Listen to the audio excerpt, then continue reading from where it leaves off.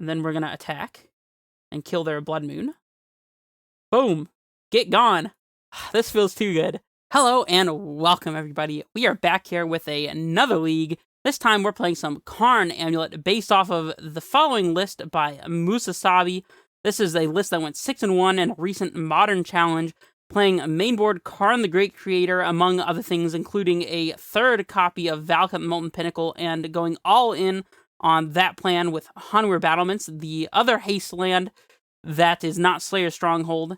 And that's kind of what we're going to be doing today. So if you're looking for the inspiration for this list, you can find it right here. But just to kind of show you the main deck we're playing with, the only difference is I've cut the Endurance and the one of Treasure Vault from the sideboard, land that makes some treasures, which I'm not really sure what the purpose of is in the first place.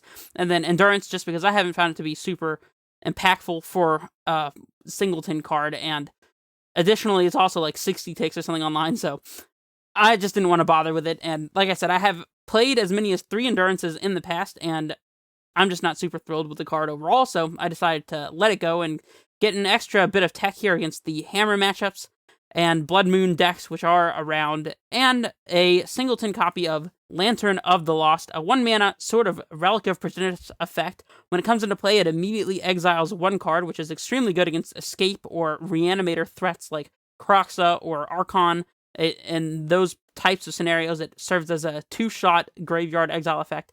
But in the worst case scenario, you can still pay 1 and tap and exile it and all graveyards to draw a card just to get the cantrip. So I am and have been testing this card as a replacement for one of the 3 relics that I usually like to play in the deck, and I've been pretty impressed with it so far, so I'm going to continue playing Lantern of the Lost for the foreseeable future. If I were to play a second of this effect, I'd probably go on and include a Relic of Progenitus instead to be able to get that long-term tapping action. But regardless, in addition to some of the spicy things we've got going on here with the Karns and the Hanwir Battlements and all of that, we also have a singleton copy of Lair of the Hydra, one of the D&D lands that animates into an XX creature for X and a green. So we've got our own man land, and in fact, it's an untapped green source, which I love. I'm all about playing as many untapped green sources for turn 1 in this deck as possible for Grazer and whatnot. So anyways, everything else about this deck is pretty standard Amulet stuff, the 4 sagas, of course. And I don't have much else to say. Let's just jump straight into the match. By the way, even though I haven't posted content in some time, that does not mean that I have forgotten. Once I hit 500 subscribers, I will release probably 2 separate videos, if I'm being honest, but at least 1 video covering Karn Amulet and Reclaimer Amulet in depth. That is going to be my milestone goal for 500 subscribers, so in case you didn't read the stuff on the top and bottom, then leave your support, like, comment, subscribe, all that good stuff, especially the subscribing part, though, if you want to see those PowerPoints covering why Karn is played in Amulet and Reclaimer as well. I have been very interested in playing some mono-green Reclaimer lists, and I have much to share opinion-wise on the Reclaimer Amulet deck and what Reclaimer adds to the mix. So similarly with Karn, if that's content you want to see, then go ahead and leave your support, and let's jump into the match here. Our opponent made it their last second, all the way down to the very last possible time that they could have joined the match, at 0 seconds. This is a turn 3 Karn hand. Saga sets up an Amulet, or maybe even just a bounce land, since depending on what we draw, we could get to Titan Mana. We have Lair of the Hydra, which is already very tantalizing to me. I'm going to keep it. I don't know that having Lair of the Hydra early on is going to be great, but something tells me it's more of a tutor target, but what do I know? Never played this card before. Oh no, this is the worst possible. This can only mean one of 2 things, and the more likely one is Goblin Charbelcher, a deck that plays turn 2 Blood Moons off of some shenanigans involving rituals like Desperate Ritual or something along those lines, or they just outright kill us with Goblin Charbelcher, revealing a deck that technically contains 0 lands, since all of their lands are these flip lands that are instants or sorceries or creatures or whatever on the front, and only lands on the back. So they combo kill us that way, but they can also just outright kill us with Blood Moon. I mean, I still put the Saga in play here in the hopes that they won't Blood Moon us, but I don't know, probably pretty vague hopes here.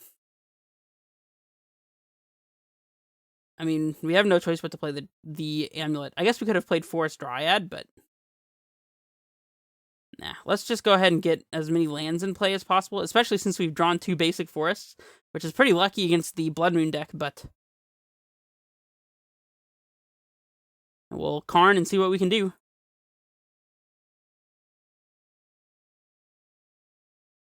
Saving Dryad for after the Blood Moon means that we could potentially transmute Talari West or not have needed 2 basic forests. Only one would have been sufficient. Our opponent recrosses the paths. Not great news for us. So this basically lets them put a Turn Timber Symbiosis on top first to win the clash and get back their recross the paths. And then they just get to stack their whole deck and put it in whatever order they want. So they're going to stack it, most likely involving a Reforge the Soul, which lets them, for 2 mana, wheel their whole hand and get the other cards they put directly beneath the Reforge for an exact 7-card hand to kill us. Typically that would involve something like the 0 mana pact that makes a creature, whoever it is. It's in here somewhere. Also, they have 3 pact negations that I've seen so far, which is interesting. There it is, Pact of the Titan, which lets them make a 4/4 creature.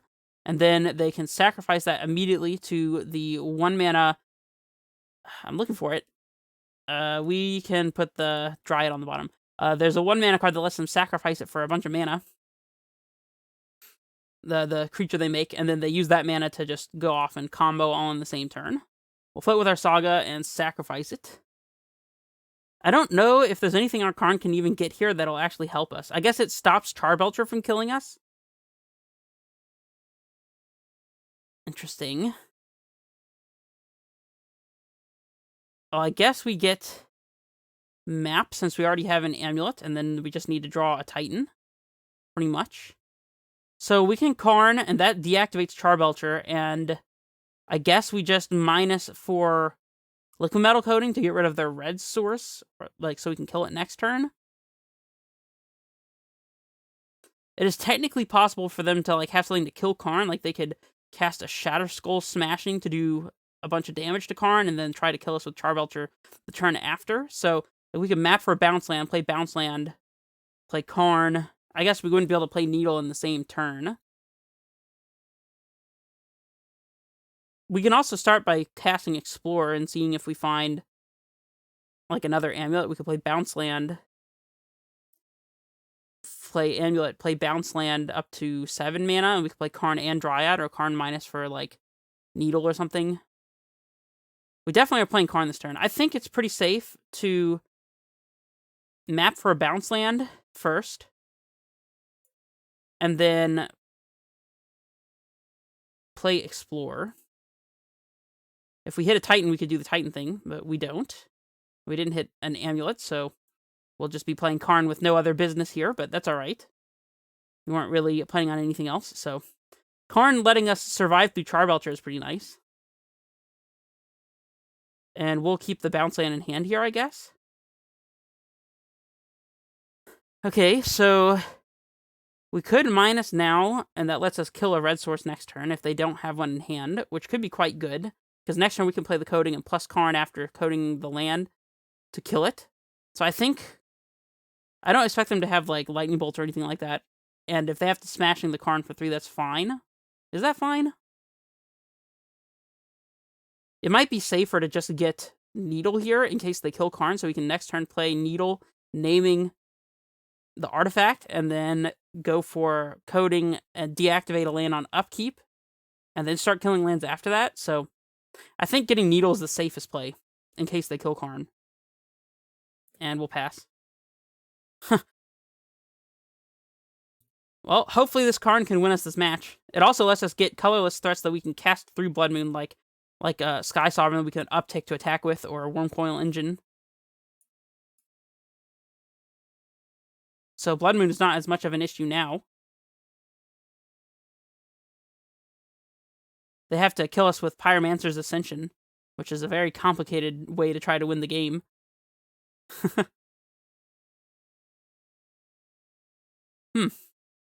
This Karn might have been everything against our Game 1 Charbelcher opponent. They probably weren't expecting to be facing down 2 pieces of hate against specifically Goblin Charbelcher in Game 1, especially against Amulet.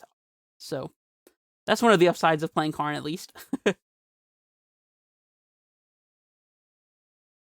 They concede the game. All right, well, hey, if it's good enough for them, it's good enough for me. We definitely take those. Karn looking pretty powerful. And now we can insulate ourselves against Blood Moon with Forces and Outland Liberator. We can bring in Ghost Quarter as Ghost Quartering a red source, since they obviously have no lands in the deck. That could be quite effective. Other than that, I don't think we really want to change anything. So we can board out the Sagas in this matchup because they're guaranteedly going to try to Blood Moon us early, and getting caught with a Saga if we don't immediately have the answer is just not where we want to be. And one Cavern can go, since we're not trying to play through counter magic or anything. Seems about right.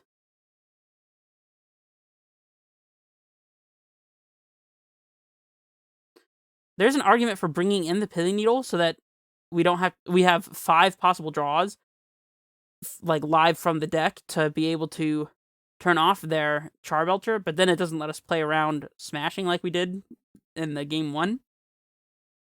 I think we're good. I guess it's also worth noting that if they just hard cast Charbelcher and pass, planning to activate it the turn after, we can force or Outland Liberator to destroy it, so that's good. We have no regular land. If I knew we were top decking basic forest, then I would probably snap keep this. Turn 2 Karn. Ugh, it's so close. We have so many live top decks. Let's go check the hypergeometric calculator. So we boarded in the Ghost Quarter and cut the 4 Sagas. So we have Ghost Quarter, these 9. Let's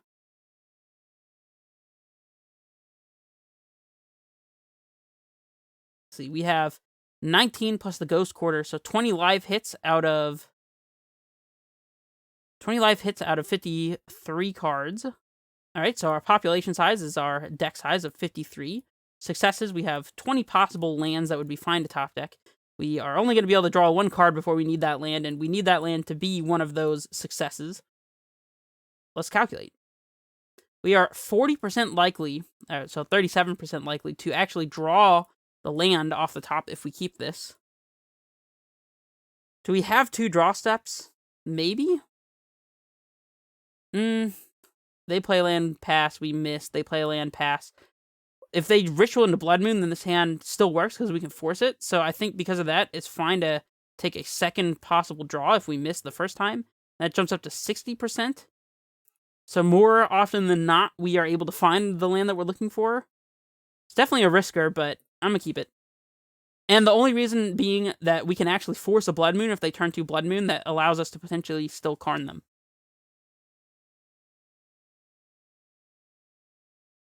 This hand's definitely a risker, though. They play land, pass. Expected. Land? Untap land? Nope. Yeah, well, we're passing back. And I guess we pitch Azusa? Alright. See if we're in one of those 6 out of 10 games where the next land we top deck actually lets us potentially start getting to the things we want to play.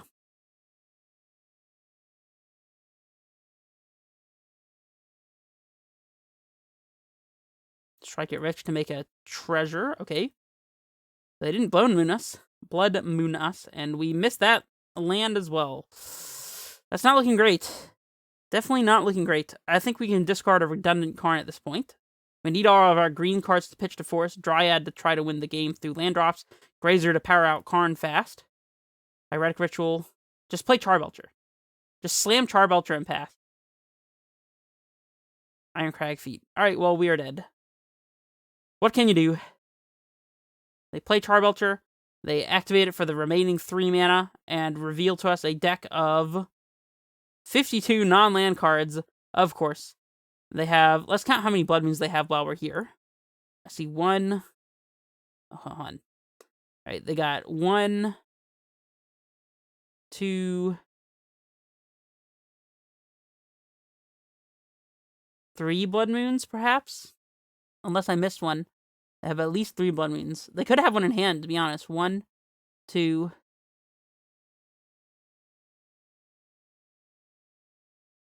3. I'm counting 3 Blood Moons.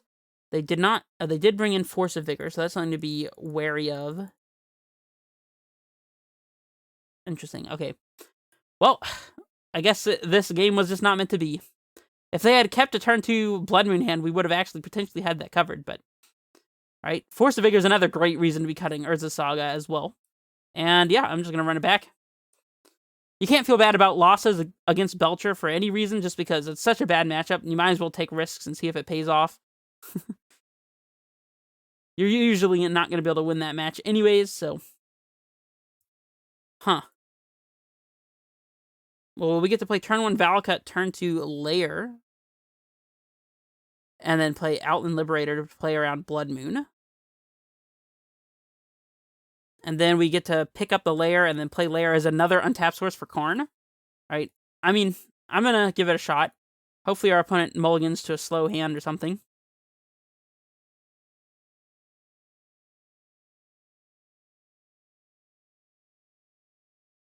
Boot up a fresh new league with Amulet and immediately get paired against a horrible matchup like Charbelcher.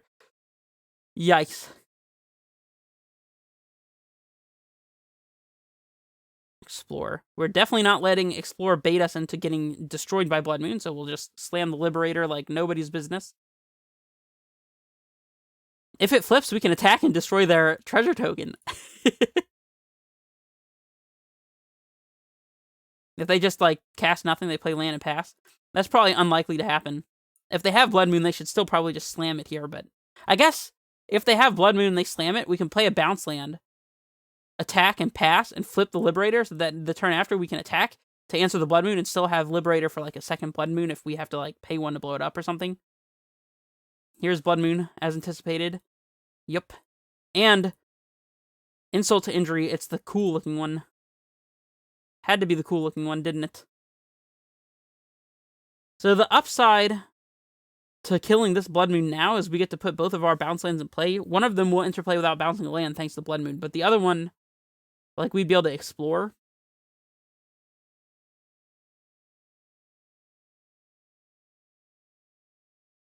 I think just flipping this guy, or girl, is going to be the best option, so that's what I'm going to do.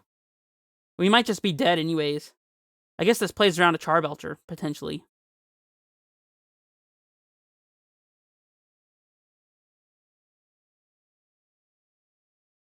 Look at that. It's nighttime, y'all. We got a Frenzied Trap Breaker. Whenever attacks destroy an artifact or enchantment. That Strike It Rich will not help you, opponent. Boom! We got to untap with this. Actually, we can play Gruul Turf and Slam Titan. It's probably better to get Karn and Pithing Needle into play, though. And then we have this to cover another Blood Moon, so we're going to play our Gruul Turf while it's free. And then we're going to attack and kill their Blood Moon. Boom! Get gone! This feels too good. This just feels too good. And now we play Karn. And maybe they scoop? No?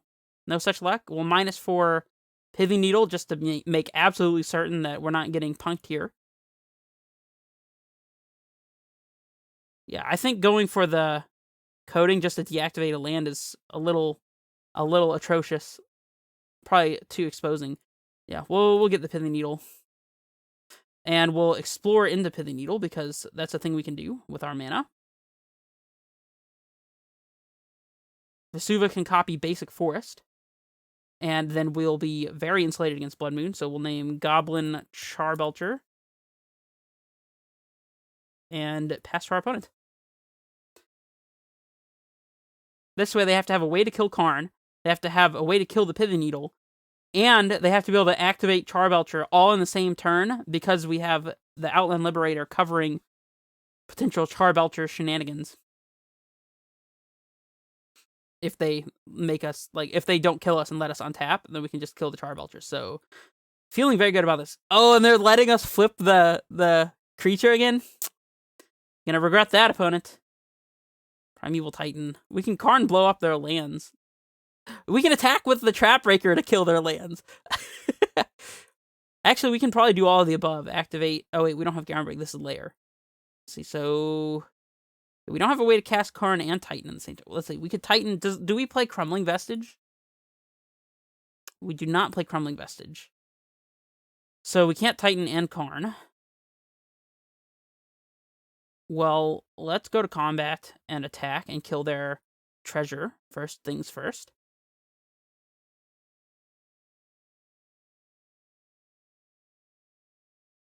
We'll minus Karn, getting coding.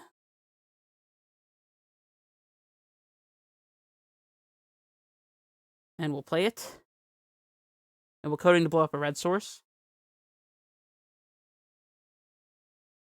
Cancel. I guess we need to know for sure that this Karn is resolving and not getting pact of negation or something before we do anything with our coding, because we might need to deactivate on upkeep, so I'm just going to play the second Karn here before doing anything. Then if it resolves, then we'll coding plus the new Karn.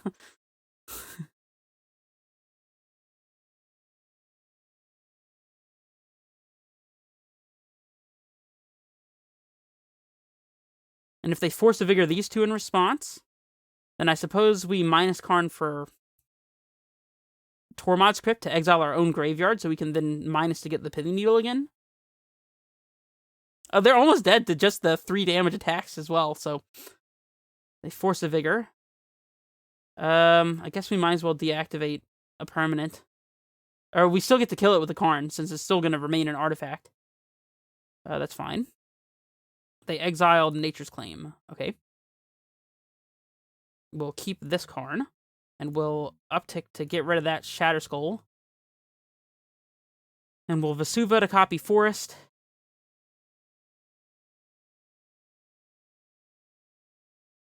Sure. Play around Blood Moon. Even though we already have Blood Moon covered.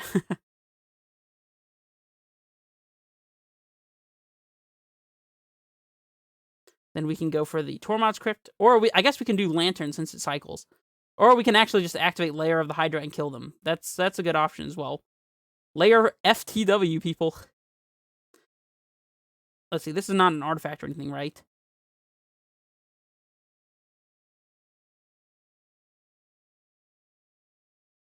There's no way this isn't lethal, right? Done.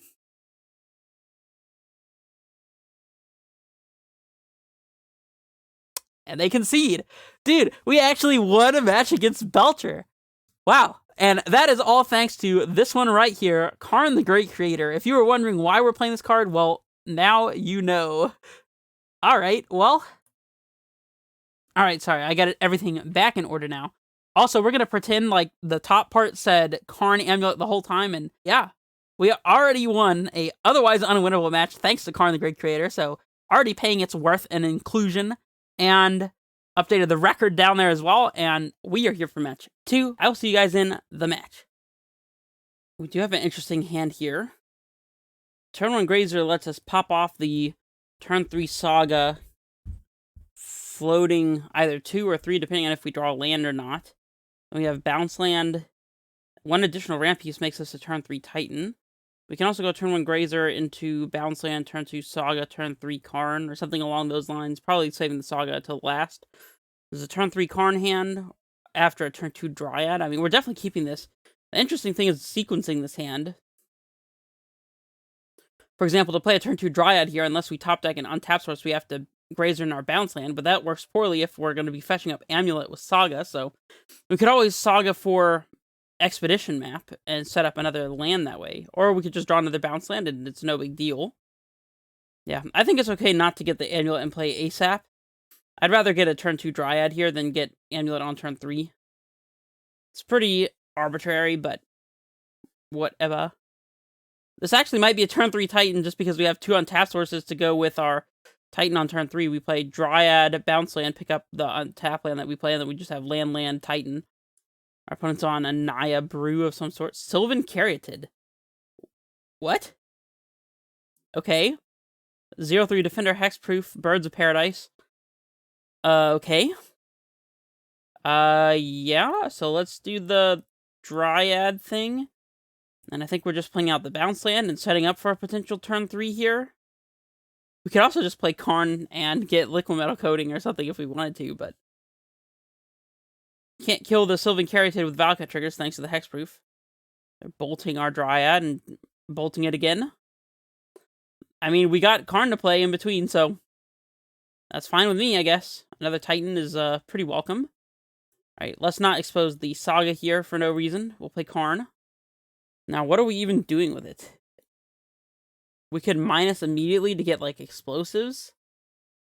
Our opponent's playing Caryatid's Lightning Bolts, and they have one card in hand. Like, I really have no clue what's going on. Against them, I feel like Sky Sovereign or Wormcoil would be good, but I don't expect them to have removal for Karn. I guess they could have Prismatic Ending on 4. Even that, I don't think we really care that much. It takes up the whole turn, and then we just slam Titans. Like, I don't see a reason not to just plus here, I guess. Then if they double bolt Karn, if their hand is just 2 more Lightning Bolts or like a Helix and a Bolt, then we just slam Titan, and yeah, I don't know. We'll see what our opponent's actually doing over there.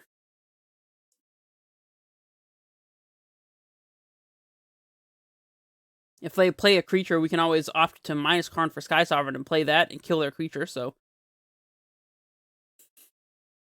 Looks like they are going for the Prismatic Ending for 4, I guess. Or Omnath, perhaps, if they play it. Felidar Guardian. Okay, that makes a little more sense.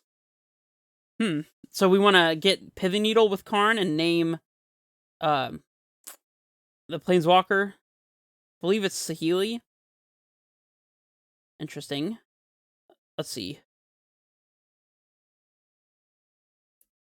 We do not play Crumbling Vestige. So this is the second time in this particular league that not being able to get Crumbling Vestige with a Titan ETB trigger is costing us. Because we could have minus for Pithing Needle, played Primeval Titan, gotten Vestige and something else, and then played Pithing Needle. But we don't really have that option here.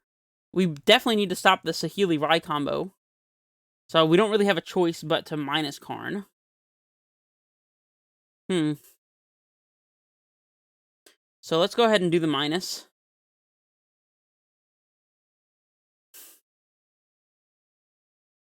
Yeah, I mean, I guess it's just Pithing Needle.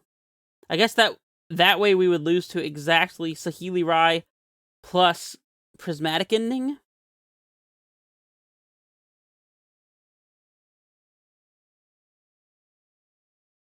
Which I don't think we have a way we can play around because we're 1 color short for explosives. So we could also go for the coding on land, but then they could have any like blue or red land in Saheeli off the top. So I think it just has to be Pithing Needle. And let me double check to make sure that this is the card I'm thinking of. Yep, this is the one that combos the minus to make a token copy. So that's the one we're gonna name. I guess they could also potentially be playing like Kiki-Jiki, like a chord combo. I think Saheeli Rai is probably the better name, though. We'll play Saga. 1 short of casting Titan, so I guess we might as well cast another Karn. Yeah, I don't mind that. And then with this one, I guess we can... Like, I don't even know what we do. We just have so many things to our disposal here. Minus for Sky Sovereign, perhaps. Or just uptick, or minus for explosives, perhaps. Explosives on 3 kills the Saheeli, if they can answer the Pithing Needle. We can always minus Karn next turn if we want to, but not if they bolt it. So, like, they could bolt Karn, and then play Saheeli, and then the turn after have Prismatic Ending. I guess that's, like, a way that we lose. I don't really know. I think minusing for explosives is just going to be a good choice here. And then we'll pass back.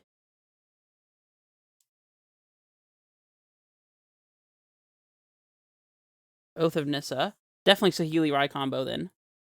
See what they reveal. Wood of Foothills. Huh. Okay. We'll draw. Okay, that's fine.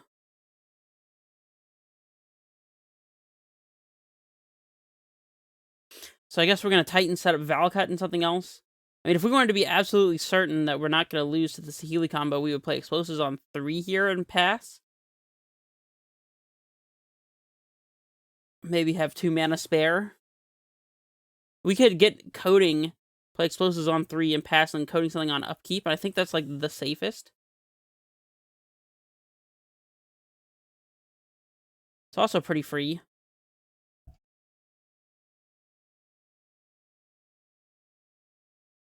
We shock here to have explosives up in case we need to pop the explosives. Yep. We want to get the coding. We'll play the coding. And on upkeep, we coding a land, I suppose. Just want to make sure we're not losing. I think that the only way that we really lose here is accidentally letting them combo us. So, I guess maybe hitting... I mean, there's no way we could prevent them from casting Cord here, right? I guess we would have to hit a green source, but... I have Island, okay. I don't really know what the best thing to play around here is, but... Alright, we'll just untap. And now we can haste a Titan and probably get Dryad in play as well, so... That should pretty much just be game. So we play Titan, get Gruul Turf and Hanweir.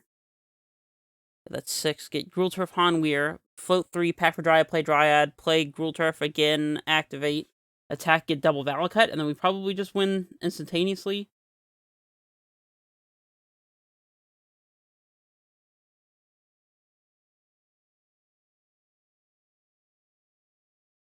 Maybe our opponent just concedes? No? Alright, we'll get Gruul Turf and Hanweir. Maybe now they concede. I don't know. It's just being slow for some reason. Usually when a pause like that happens, it's because it's concede lag, but I guess that's not the case in this particular case. We'll pick up the Gruul Turf just to have bounce land in hand. We'll Summoners Pact. Get Dryad. Play Dryad. And I guess we just play Forest here, since we can tap it for a red using the Dryad ability. I don't know why it's being so slow like this. What just happened? Okay, so apparently my opponent did concede when we casted the Dryad, but now we're starting game 2. And I have not sideboarded. I guess we're gonna roll with it? That was very strange. My opponent has mulligan to 5. What just happened? Okay, well, I mean, I guess we'll play on. We get to turn 1 Grazer out of Saga, turn 2 play Fountain, turn 3 have Bounce Land for 4, 5 mana, so I guess a Azusa or a Summoner's Pact lets us cast Titan with Amulet out, which should be pretty good. If we top deck a Dryad, then we can play it on turn 2. So that's something to look forward to as well. Huh. Our opponent leads on. Utopia Sprawl targeting Forest. Okay. Well, we're playing a game 2 unsideboarded. Hey, there's a Dryad. That's great news. Okay, yeah, so we're gonna fetch, I guess, a basic. There's some possibility our opponent's playing Mages of the Moon, so we'll just play this game like everything's totally normal, I guess. Here's Grazer. We'll put in the Saga. And, yeah.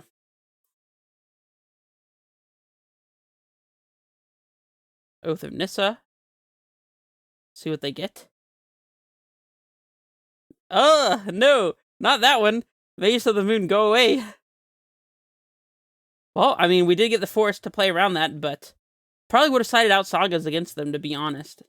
Anticipating them to be a Mages of the Moon deck, but alas. Interesting. So I guess we're just going to activate to make a token, then the next turn play Bounce Land Dryad, and then we can use all of our lands for blue to transmute Tolaria West for a second Forest. I think that's probably the best play, so better to play the Dryad after the Magus rather than beforehand. So yeah. Definitely sucks. Although it's not like we have any sideboard answers to this Magus, so. There's the Magus. Let's make our token in response for absolute value. We're going to lose our Saga, thanks to the Blood Moon effect. But we still have a plan from here, so... Karn is a very good one. not playing out the Tolario S is hopefully we can transmute it. And if we cannot, then we'll just slam Karn instead. Like if they just prismatic ending our Dryad or something.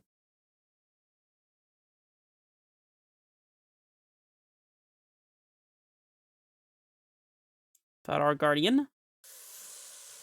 They could combo us here. Really sucks to disconnect, not get to sideboard, and then face in against basically the perfect curve, the turn 3 Magus.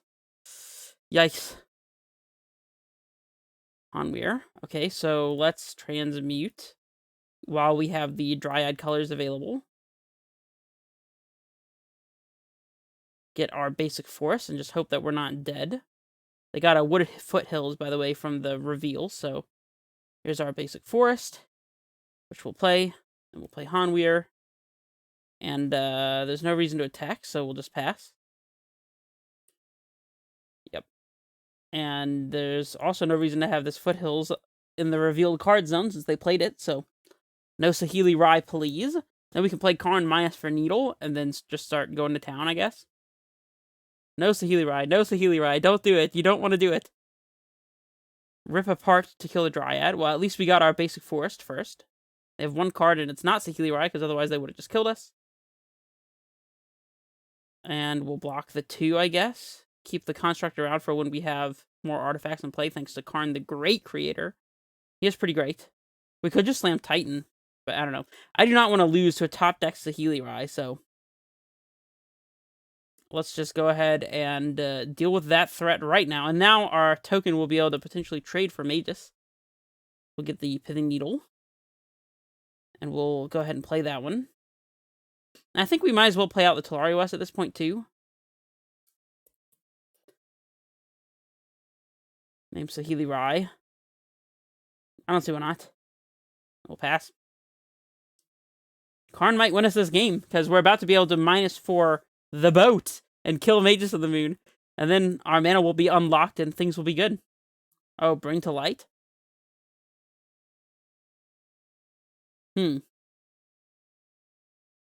Kiki-Jiki. And we are dead, folks. Well, rest in peace. Of course, for those of you who are not aware, Kiki-Jiki taps to make hasty copies of a creature that is non-legendary. And of course, they copy Felidar Guardian, which enters the battlefield and flickers their Kiki to reset it, and then they do so infinite numbers of times to make a bunch of 1/4 hasting creatures that all just kill us. So, well, we were a little too slow there, I guess. Definitely being able to sideboard out some Sagas in this matchup might improve this matchup, because just having our land die, even if we're playing around Blood Moon, is just so horrible. Okay, so we want trackers.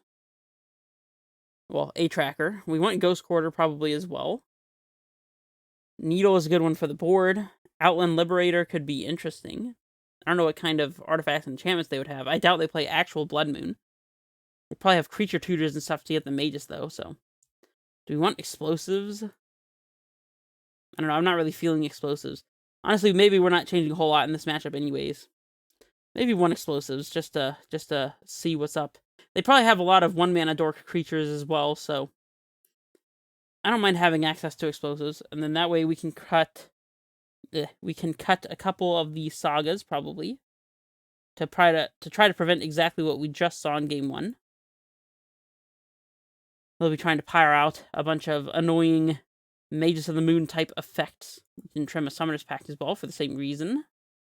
And then one Cavern of Souls makes sense to me. Send it. We just need to be better at Magic.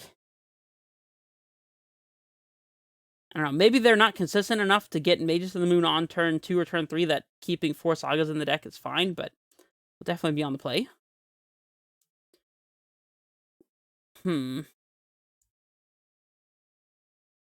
This hand is not fantastic. If we find a bounce land, it's pretty great, though. It's still like a turn 3 Karn hand with a bounce land. We do get to explore for a redraw, because we can still cast Karn off of bounce land if we draw it off the Explorer on turn 3. Explosives to interact with a bunch of 1-drops, or to put on a number that's relevant against Felidar Guardian. Maybe they're on Kiki-Jiki and not on Saheeli Rai? I don't know. This hand feels close, though. It also can't really beat a Blood Moon. Although, I guess we do have Karn to try to beat Blood Moon.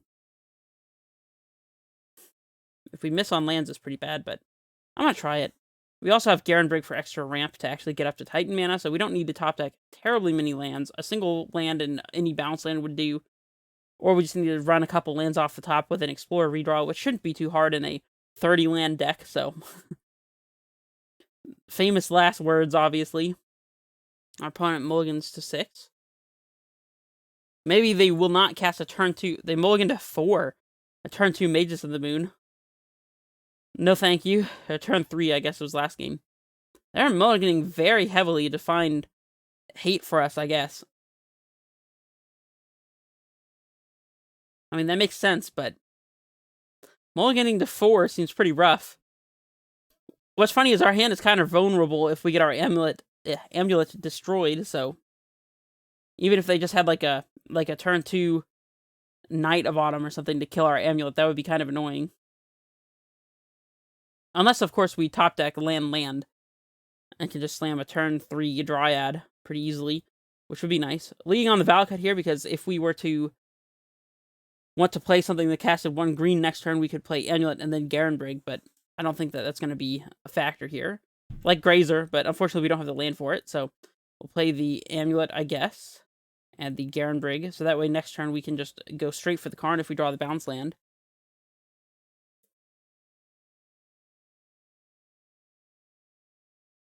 Interesting, they have no ramp, no nothing, huh? Summoner's Pact. Right, well, Explorer can hopefully find us a land drop. Bounce land would be great, but lack thereof is... I mean, at least we hit a land drop, huh? Can't really complain about that, right? Alright, bounce land off the top, yet again, would be just game-winning. Our only bounce lands are green ones as well, so... that would let us cast Titan, and possibly Dryad as well, and get a bunch of Valakut triggers, so... Mages of the Moon. Sure, yeah, why not? And we failed to hit a land drop again. Okay. Fair game, fair game. Our opponent mulliganed to 4 and had 2 basic lands and Mages of the Moon to go along. I wonder how many Mages they play. Maybe they play like 3 Mages in their sideboard or something, and like it's like a very real plan for them. Could be. Ugh, and we're just not hitting land drops. That's very frustrating. Alright, we'll pass.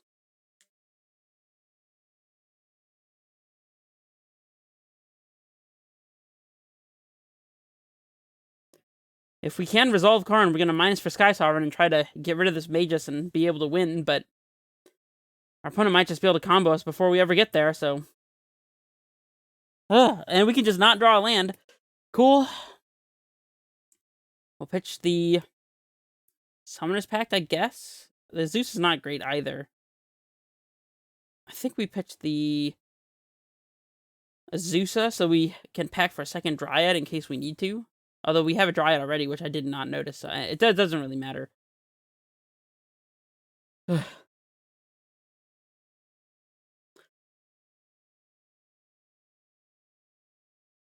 Dismember, where are you? There used to be a time when you would play as many as 3 Dismembers in the Amulet sideboard. Thadar Guardian. Well, we could just be dead next turn, so there's that.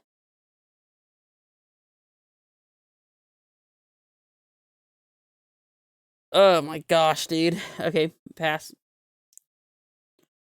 And we'll pitch Summoner's Pact at this point, I guess.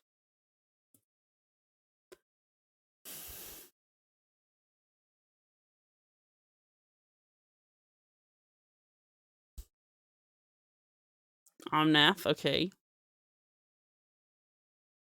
Oh, geez, this is unfortunate.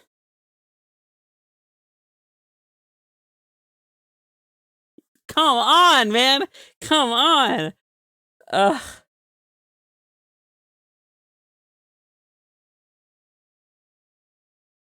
This is ridiculous.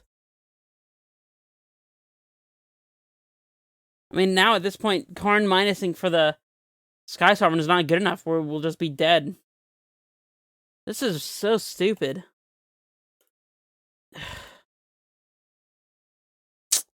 Well, that was the dumbest match I've ever played in my freaking life. Well, guys, I am back after taking a quick break. As you can see in the score indicator, I am considering this so far 1-1, despite what happened in the last match, and don't worry about it, because I've already filed for reimbursement, and I'm sure all that will work itself through, but I'm not going to let that stop me from making content for you guys, and hopefully the last match was at least in some amount entertaining, and the show must go on, so here we are to jump into match 3. I'll see you guys in the games. Our opponent's on the play here.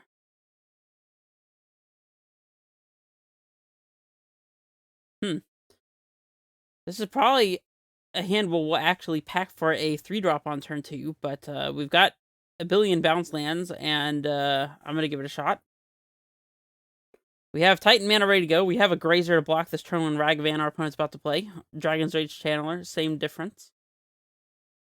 And I don't know, we'll see what we can do from here.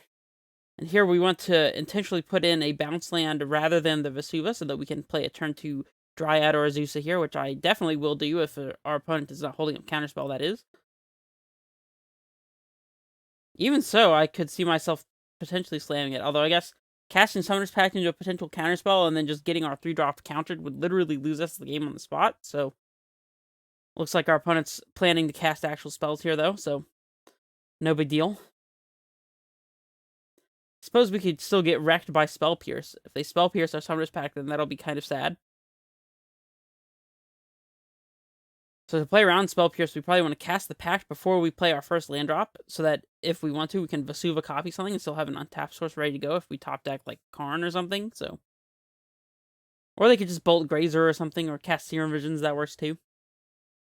Karn being able to fetch Tormod's Crypt against our opponent could be quite relevant to stop them from casting Murktide Regent, as I do assume our opponent is playing a blue-red Murktide deck over there. No companion is very indicative.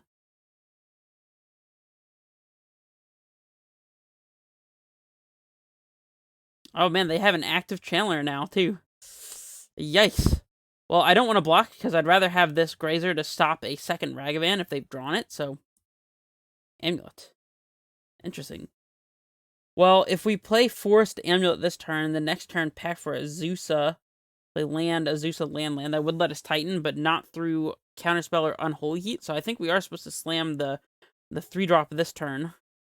So we play Forest, pack for Azusa, play Bounce Land, Forest, Amulet.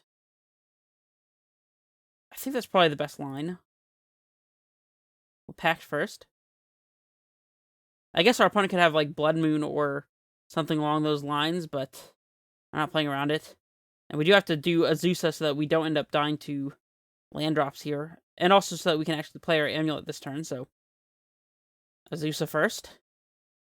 We'll play Vesuva copy the Simic, I guess, so that we can transmute Tolari West if we draw it. Here's Amulet, and pass. Azusa lets us not die to Spreading Seas, at least. Dryad would leave us dead to Spreading Seas, and it would also mean that we didn't get Amulet in play this turn, so they bolt Azusa, but she's already done her job, so pretty okay with that. Now we'll see if our opponent holds up Counterspell or not. As if it matters. We can't cast Titan this upcoming turn thanks to the Summoner's Pact trigger, but... Oh well.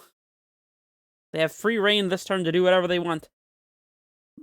But if we had waited to go for the Azusa and the Titan plan on turn 3, then we would have gotten blown out by Lightning Bolt, so... Better to have packed earlier than later, I would most likely guess. Now we're primed to top deck Cavernous Souls in the next 2 draws. And still not blocking for the sake of playing around a future Ragavan. Eventually we will block, but today is not that day. It's also better to hold on to Grazer to block a hit from Murktide on occasion, so do we play the Saga? I think we do. Next turn we can play Bounce Land, Haste Titan, Attack, and then still be able to activate Saga to get a trigger. That is assuming we can slam Titan. Otherwise we'll just make some creatures and get map and play the slow, build the Cavernous Souls if we can.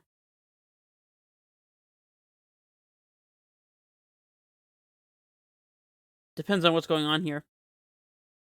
We may not have the time to wait for Cavernous Souls / Expedition map. We'll see. Still not inclined to block here, I don't think. Maybe next turn, if they have not shown us a Ragavan by then. I guess Saga also keeps Ragavan in check. Oh, there's Cavernous Souls. Cool. That's a pretty good top deck. Nice, nice, nice. Now, we do not want to haste into a possible Unholy Heat, so I think Talari West and Bajuka Bog are going to be the picks here.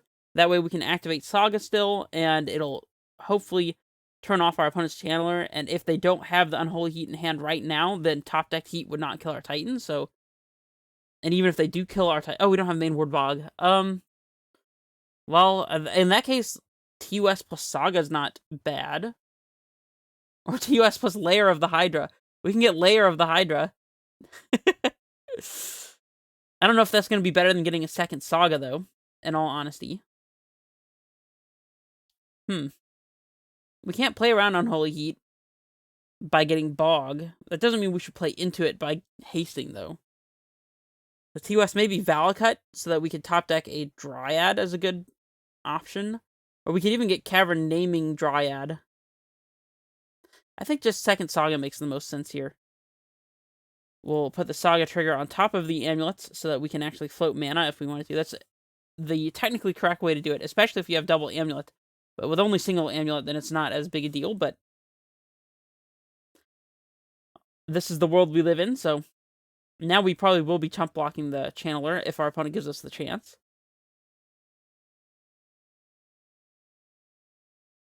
We're going to be going down the Token Central pathway.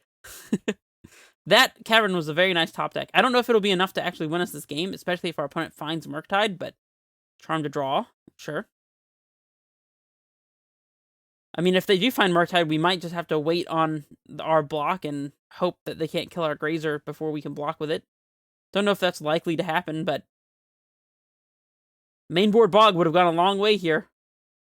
They would have a lot less options here. They wouldn't be able to cast Murktide. They wouldn't be able to kill our Titan with Unholy Heat, among other things. They wouldn't be able to attack through our Grazer with the flying, so... Main deck Bog is very good right now, I would say. Mill over Counterspell. Got him. Counterspell? Who cares about Counterspell? If we get lucky and our opponent just finds literally nothing, then obviously we're in great shape, but... And what we can do is we can activate Saga, get map for Valakut, and then transmute Talari West, play Dryad, play Valakut, and immediately get a trigger out of it. They get explosives on the exile from the iteration. I guess that does clean up our tokens, unfortunately for us. I wonder why they're even playing explosives in the main deck. That's kind of a weird one. But I'm not complaining. It's not particularly great against us, though it is annoying against our Saga side plan here. Maybe getting Valakut or a fetch land or something off of the Titan trigger would have been better to play around Mainboard Engineer explosives, I guess, but... Interesting.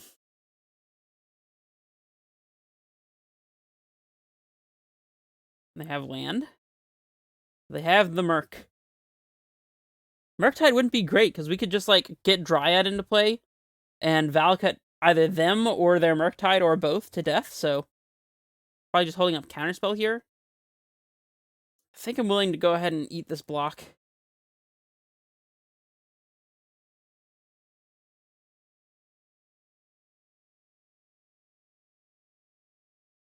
And we'll go ahead and make our dude, force them to pop explosives, I suppose.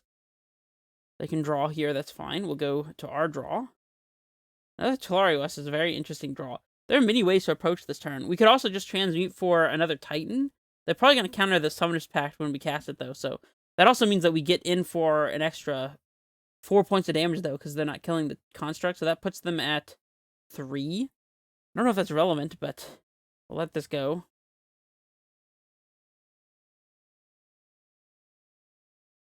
I think we do activate, probably.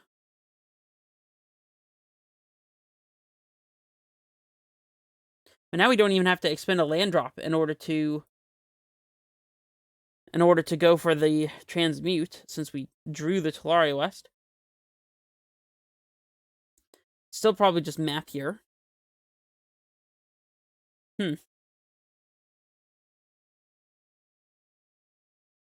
transmute, impact, and force them to counterspell. Then we swing.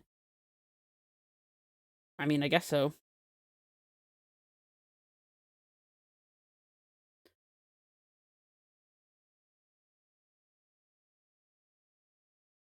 Hmm.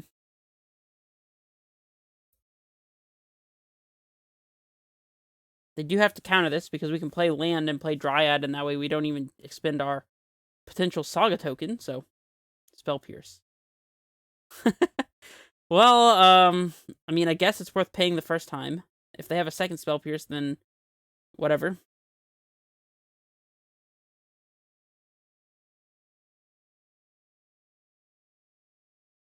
They could have Unholy Heat. But I'd rather them heat the Dryad than the Titan, I guess. And we have map to set up a Valakut, so we don't need to attack with this Titan to get the land that would be in question here. Red. Heat the Titan, okay. Well, that begs the question, do we even cast the Dryad on this board? Or do we get in for the extra point of damage? I think the Dryad is going to be better, because we don't want to let this one get counterspelled, so we'll do this. And I guess we pick up the Talaria West, so we don't have to expend a land drop in the future. And we play Gruul Turf, I guess. Oh, we should have done the second main phase so we could get an extra point of damage through. Well, I guess we just don't need to crack map this turn. Wait, we pay 4, we have... Yeah, we're gonna have plenty of mana next turn, so let's just pick up the Turf. I think it's worth the extra 1 point of damage to get them down to 8. I can't explain why, but I feel like it's relevant, so... We'll just let the mana go to waste. We don't want to crack our map. They could steal it with Archmage's Charm, I guess, but they're still in really bad shape. They would have to have land Archmage's Charm, pop explosives, deal with Dryad. No, then we could transmute, so I don't know. They're in a really unfortunate spot here. Murktide is too little too late here, most likely. Unless they have the heat for the Dryad also.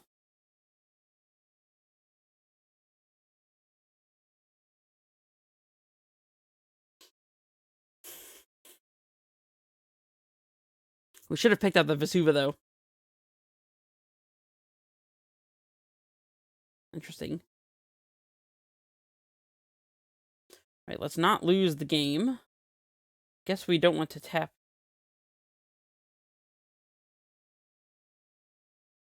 the blue sources. Although Dryad does fix that for us, but...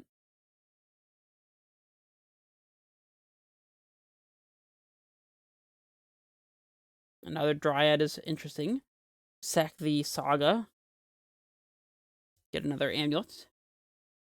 We can go to combat, attack with these two, force them to pop explosives, then second main phase, transmute for Valakut, play it, expedition map for Valakut, play it, and that's going to be 1, 2, 3 triggers is enough to kill them, so I guess they could pop and still have Unholy Heat, but then we have a second Dryad anyways.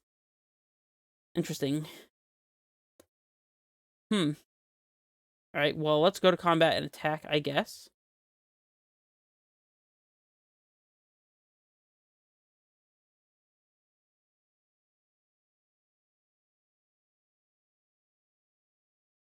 They pop explosives. That's fine. Alright, now we play second Dryad. Oh, and wait. Is there a right way to sequence this? Get Valakut first. Play Valakut, play second Dryad, play... Wait, we need to be able to transmute as well. Kind of awkward. Transmute for Valakut, leave 1 floating. Play Valakut, play Dryad, play land. We can't also get the second Valakut with the map. 2 triggers here. I guess we just don't get the chance to play the second Dryad. We just lose to a second Unholy Heat, but there's not much we can do about that, so... We'll put a bunch of mana. We'll map leaving the blue untouched.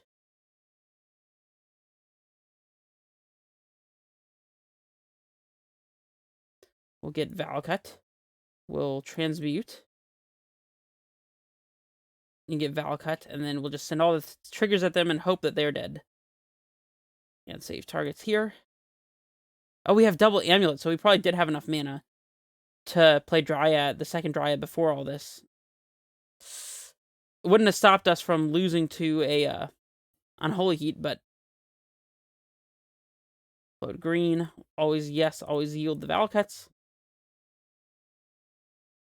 Valakut. Upstairs. Is that good enough? Yes. Okay, so we got game 1. Thanks to that very lucky Cavernous Souls top deck. All right, against Murktide, we want extra threats and Tracker. We want the Bog, obviously. I don't mind having 1 explosives to potentially transmute for. We also need our answers to Blood Moon. Actually, you know, now that I think about it, I'm not a big fan of explosives. Ghost Quarter, I'm not a big fan of, unless we're going to Ghost Quarter ourselves to set us up with basic force, but that's not really a winning line if I'm being honest. I think maybe we take it anyways, though, because it's better than what we got. We can trim 1 pact. We can trim Explorers because we don't really have the time to be casting Explorer, despite the fact that they're kind of a controlling deck. What else? Lair of the Hydra doesn't strike me as being particularly great, since we're playing against potential Blood Moons. Although it is good against Alpine Moon, and also if we kill Blood Moon... Oh, we definitely want to trim Sagas, though, in this matchup, so... Cut the Sagas. We'll bring back the Garen Brig. And, I guess, an Explorer. And we'll try it this way. Yeah, we can't be caught with Saga against the deck that probably plays Blood Moon and Alpine Moon, so... Better to trim them, in my opinion. You have the natural Bajuka Bog and natural Cavernous Holes. And this hand's kind of slow, but I don't mean it's bad. It's really bad against Ragavan in particular, but I'm gonna try it. If they lead on Dragon's Rage Channeler instead of Ragavan, we'll be in better shape since we can use Bog to control their graveyard. Channeler, no Ragavan. Channeler, no Ragavan. Channeler, Channeler, Channeler. Come on. Ugh, it's always Ragavan when you don't want it to be, right? Right, Valakut, nah. We'll play Fountain and get our life gain value out of our bounce land since we have to play it out for the green mana anyways. Yeah, I mean, getting hit by Ragavan a couple turns sucks since it accelerates them in mana, but we can play Cavern, naming Dryad. Would have liked to draw that Karn, unfortunately, but we can play Cavern, naming Dryad to get our Dryad into play despite their mana advantage. So, we'll do what we can here, I guess. Probably gonna have to discard here, thanks to bounce lands doing what they do. Honestly, we probably discard the Radiant Fountain at this point. Because a second bounce land lets us get towards Titan if we draw Amulet. We're also losing really hard to Blood Moon, which they could have slammed last turn, so that makes me think they don't have it just yet. That doesn't mean they can't draw it, but I don't know. Maybe this hand is way too slow on the draw. On the play, maybe this hand's better, but on the draw, maybe we shouldn't be keeping hands like this. All lands, Dryad, Titan. Also, I mean, I guess we could have drawn something and we didn't really pitch the Radiant here. Less about tempo and more about us resolving things versus not being able to resolve things and them casting threats that beat us regardless of our life total. Because this one just makes a bunch of mana and eventually nets them card advantage. Murktide is flying that we just can't deal with, so we just need to actually be able to resolve our threats. Hence why Cavernous Souls is so popular in the main deck and sideboard nowadays. It's more important than ever against all these counterspell decks. Since, you know, they actually play ways to end the game.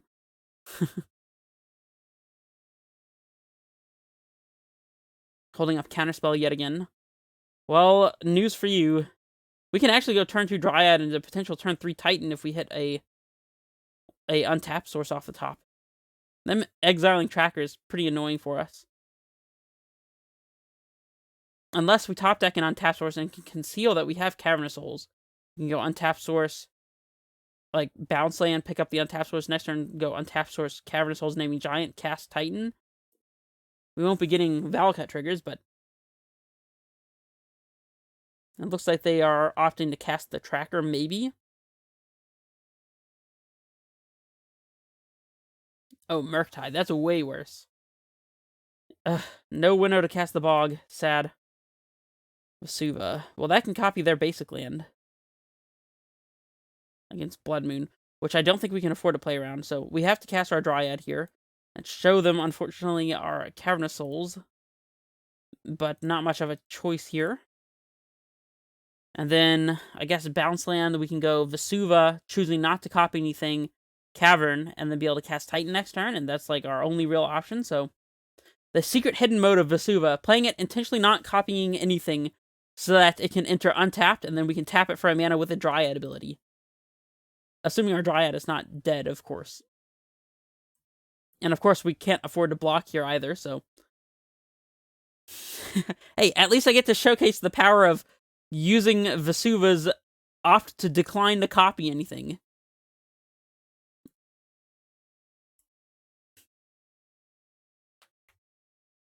We will be getting Valkat triggers now that I think about it.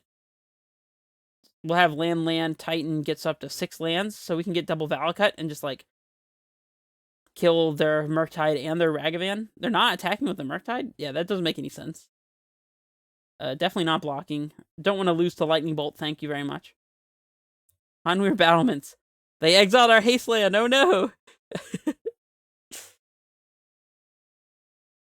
Definitely one of the benefits of playing the third Valakut is being able to still search for double Valakut. That is presuming we don't draw a Valakut off the top right now, which would be absolutely disastrous and game-losing.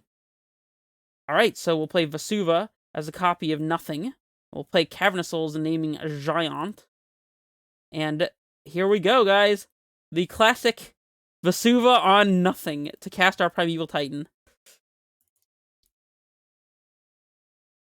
We're going to force them to double bolt our Dryad or lose all of their creatures, and that seems like a good place to be. Got him. We win the match! Dude, we won because we played Vesuva as nothing.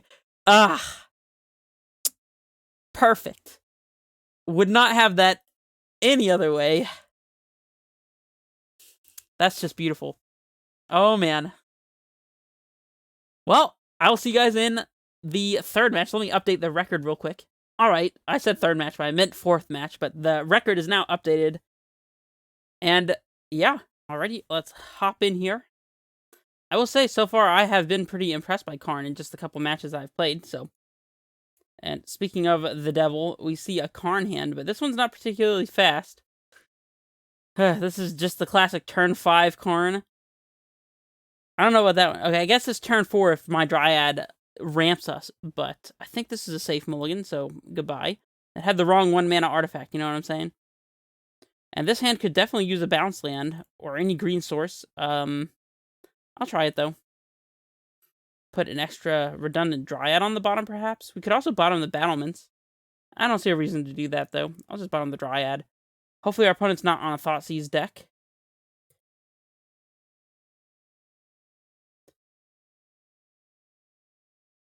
Our opponent is playing probably a horrific matchup in a Spikefield Hazard / Spikefield Cave deck. It's probably another Belcher strategy, and map to set up a bounce lane is actually quite good here. We wish we had the Karn to go along with what we've got, but we don't, so we'll play with what we do have, which means playing out the Radiant Fountain and Amulet, so that if we top deck a bounce land, we can play Dryad on 2. And otherwise, we'll just play land and map and go find a bounce land and go from there. Little slow against a Belcher opponent here, though. Actually, that's not true if we draw bounce land. Bounce land lets us haste and attack with Primeval Titan and just, like, straight up kill our opponent on turn 3 here, but unfortunately they were also on the play, so we want to play out our battlements here so we can Vesuva copying it if we need to, and we'll play our map and pass.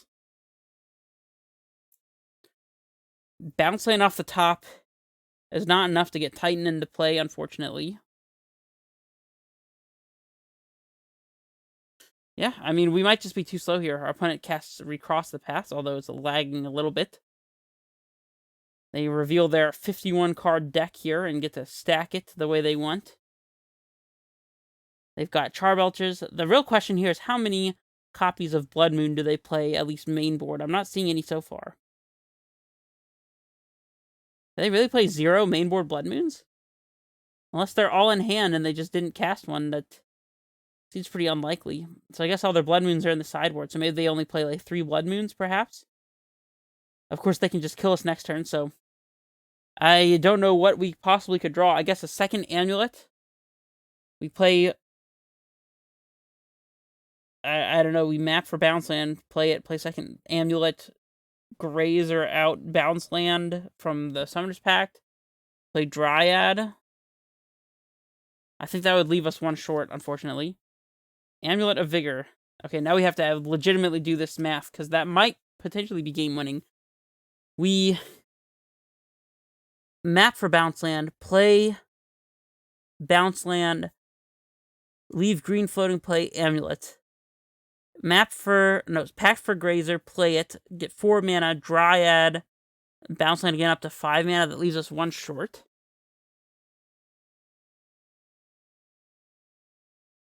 If we top deck a Bounce Land instead, we play Bounce Land, Dryad, land. I mean, I don't know what else we can actually do here. The second Amulet is like our best top deck, but I still think it's not good enough. Our opponent just has his dead next turn, so we need to be able to activate this Expedition map this turn. We were 1 mana short in multiple ways. We'll put it on top, I guess, and see if our opponent does actually kill us next turn.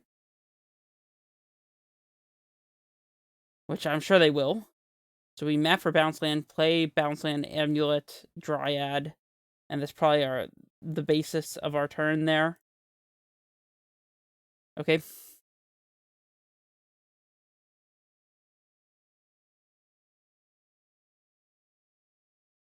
Get Growth Chamber.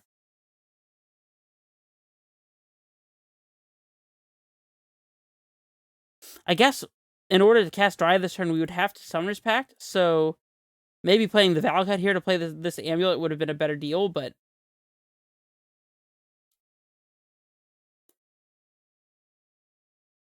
And, yeah, Pacting for Grazer just to get Dryad in play and then lose to Pact doesn't sound great, so we'll pass. Maybe our opponent doesn't have the kill this turn. It's probably a pipe dream. Desperate Ritual. Ironcrag Feet, Belcher. Yep. Well, we are dead. Cool. Hey, we do have Karn for this matchup, though, so that actually makes it much more tenable, so to speak. Alright, so they don't have Blood Moon in their main board for whatever reason I do not understand, but they will have it in their sideboard, and so we absolutely want to be bringing in Force of Vigors and Outland Liberator.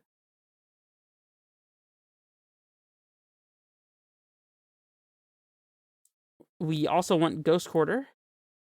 Bajuka Bog does nothing. Tracker lets us potentially beat a Blood Moon, but... I mean, I think the only way we're beating Blood Moon is by slamming Karn, or by killing the Blood Moon, so I'm not really inclined to bring in the Tracker. And here we want to cut all of the Sagas, because they will be huge targets. Our opponent's just going to turn 2 Blood Moon us. That's almost better than casting Charbelcher, to be honest. Okay, get out of here, Saga. And we can trim one more, I guess, and Explore. Or actually, the map can go. It's a little too slow here. And we'll run it like this. Let's just land a turn 2 Karn, and then our opponent just can't win, and we just kill them with a Wormcoil Engine. A nice, slow and steady, you know? Also, our opponent will have Force of Vigor to kill our Sagas, so that's another reason to board out Saga. It gets hit by Forces, it hits by Blood Moons, and our opponent will be mulliganing aggressively to land that turn 2 Blood Moon. And we'll play first, of course, to try to get underneath our opponent. We have everything except a Bounce Land. If one of these Grazers were a Bounce Land, this hand would be pretty much perfect, but we don't have it. And we only have 1 land, so I think we just have to mulligan. We have a way to answer Blood Moon now, and we have land plus a Bounce Land. An Amulet would make this hand better, but this is definitely a keep. We bottom a redundant Dryad, as one of those is just fine. We'll play the Lair and hope we top deck an untapped source to play turn 2 Explorer, or we'll just live with our life choices of playing a deck that has so many ETB tapped lands.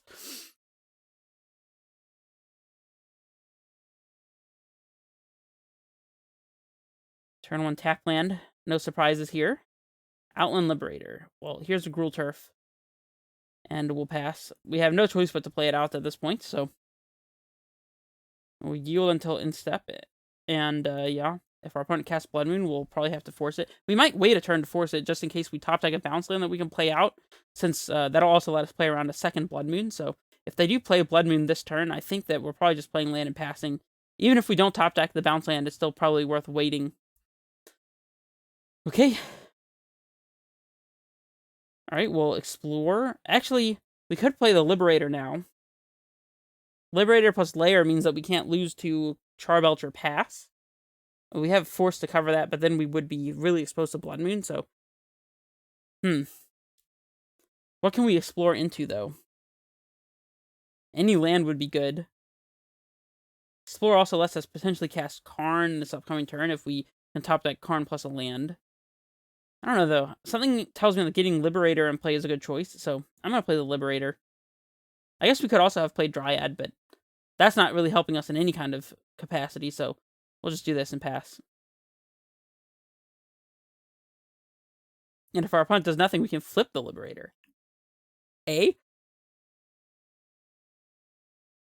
can also pitch one of these Explorers to the Force of Vigor if we need to. It's not worth nothing. Here's Blood Moon. Oh, recross the paths. Okay. Well, we're probably just dead. Not much we can do about this.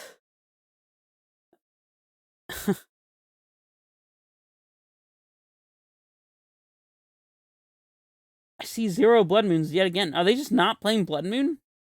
That would be unbelievable. 0 Blood... They have Magus in the Moon, I see. I saw 1 Magus in the Moon. Forest, I guess, can go on top. We're probably just dead this upcoming turn, right? I mean, yeah, there's nothing we can do here.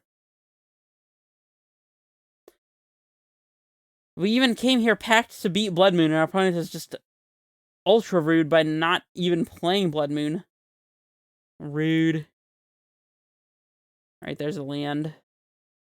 I mean, we'll just go about our business as if nothing is happening. We'll even invite our opponent to play a Blood Moon. Look, we're tapped out. We can't use the Liberator. Reforge the Soul. They get to get a fresh 7-card hand. Yay! Oh, we can't Force the Vigor now. Oh, and now we have literally no way to win on our hand. Well, this was fun, I guess, guys. Pact of the Titan, all the things that'll kill us. I don't even want to see it. Ironcrag Feet, Belcher kill us. Cool, cool. They win the match. Gotta tell ya, really unfortunate to go into a league with Amulet and immediately get paired against 2 Belcher opponents. That shouldn't happen, but it does. And time to update the record. Is now updated 2-2. And we only got 1 more match to play, so let's just jump straight into it. We'll be on the play. That's awesome. Our opponent's name is Is It Signet is the Best. Don't know about that one, but we have triple Grazer and an Amulet. We need to top deck a bounce land or a couple lands and a Titan. This hand is kind of missing a lot. I mean, if we got this 5 cards, I'd probably keep it, but this is just so many Grazers. I feel like it might be greedy to mulligan, but we can also get a turn 1 Saga type hand, so I think mulliganing is pretty free. Well, like I said, I think mulliganing is pretty free. We'll keep this. We have triple Amulet. This is a turn 3 like Squadron Titan kill. If we bottom an Amulet, we go turn 1 Saga Amulet, turn 2 second Amulet bounce land pack. Yeah, actually, bottoming the Amulet lets us turn 2 kill here, so we'll do that. Well, this is why we mulligan, people.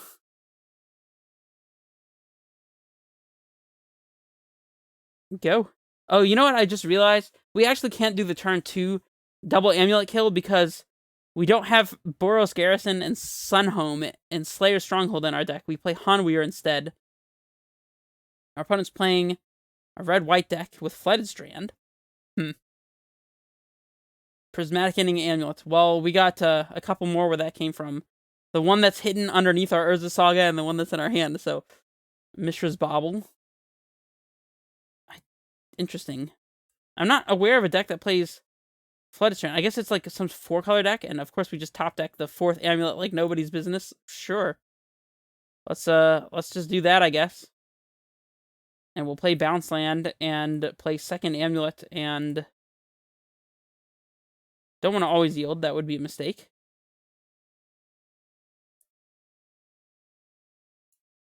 We don't want to consider packing for Grazers. That only put us to 4 mana, and then we die to our Summoners Pact trigger, so not really interested in that, but we will easily be able to kill our opponent with triple Amulet Bounce Land next turn, so... Stoneforge Mystic. You got it! Absolutely fine with me, although this kill is going to be a little more complicated than otherwise we might be used to, because we have to figure out a way to do this with Hanweir rather than actual good cards. There's upsides to playing Hanweir, like being able to haste very easily off of a Crumbling Vestige, which of course we're not playing, because why would we play the cards that actually make sense? But with Hanweir, this is a little more difficult. It's probably going to be a Pact for Dryad angle, and then just put as many Primeval Titans into play as possible.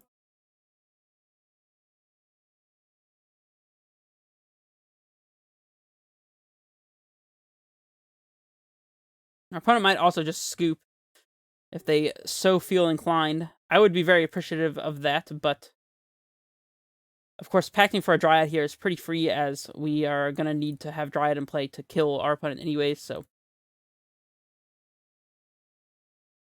We have, I believe, 2 Tolaria Wests, so...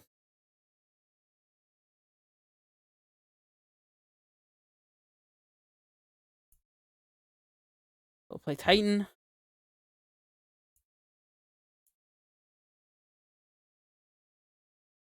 And that should be fine. We'll get Bounce and Tolaria West, get another Summoner's Pact. And do that twice, get a third Titan in play, attack with all of them, and that should be more than enough Valakut triggers, I would say. We do have enough Summoner's Pacts in the deck, so... this should be pretty elementary from this point. Of course, the slowness of the internet is going to make this difficult. Have no clue what our opponent's playing. Looks like a Jeskai Stoneblade deck, perhaps.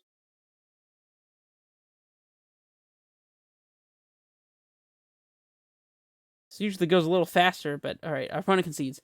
They're tired of us meticulously clicking everything. Obviously, we know how to do this. But yeah, we're going to get second Titan into play after transmuting for Summoner's Pact. That Titan is going to search for Tolaria West Simic, just like the first one did. And then that'll get a third Titan, and then that Titan will get Valakut and Hanweir to haste all 3 Titans, and then we attack with all 3 and kill our opponent with a bunch of land drops and a bunch of Valakuts. So, pretty elementary stuff.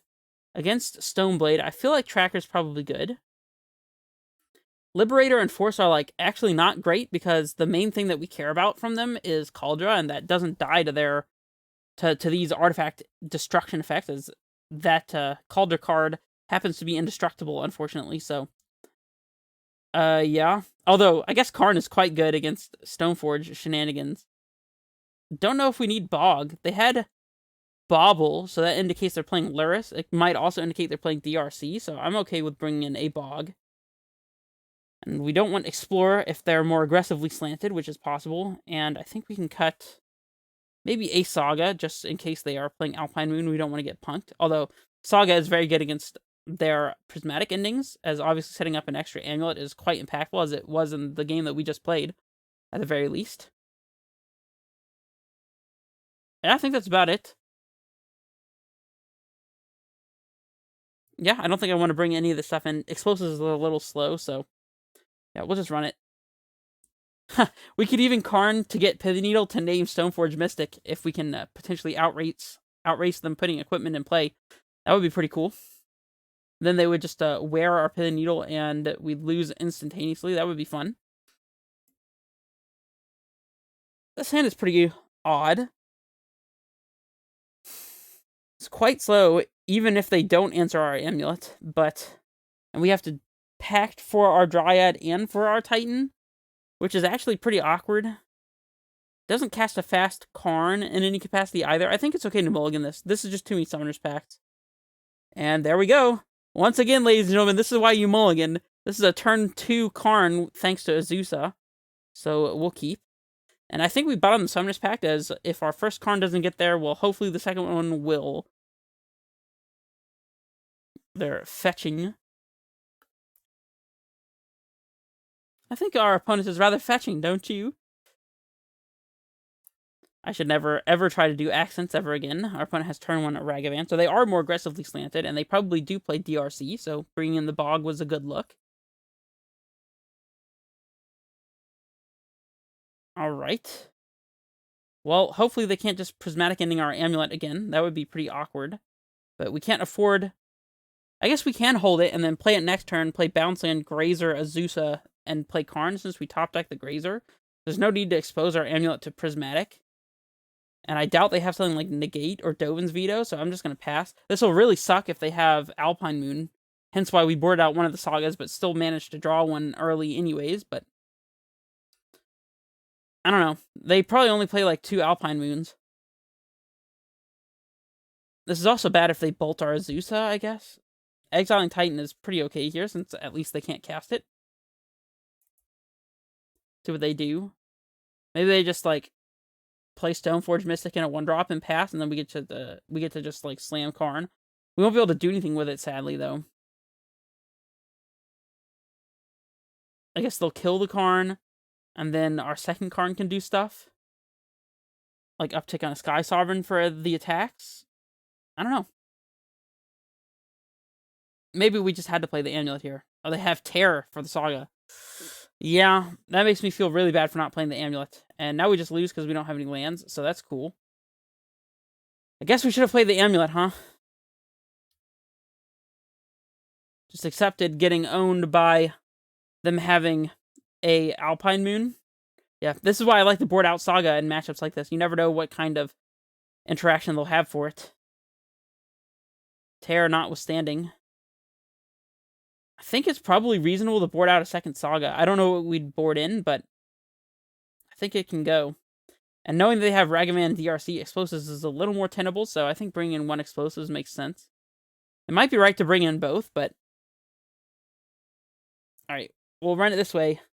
Last game for all the marbles. Man, that choice not to play Amulet definitely did not pay off. Although I guess they would have been able to wear and tear to hit the Amulet and the Saga, so... I'll be on the play, of course. We get the turn 1 Grazer to stonewall their Ragavan, and then explore to get, hopefully, somewhere. We could play a turn 2 Dryad if we draw it. We go Forest, Grazer, in the Valakut, then play Cavern. Interesting. I mean, I'm going to keep it. It's a little loose, but... And it's only loose because we might just never find business, but sometimes that's just how Titan works, so...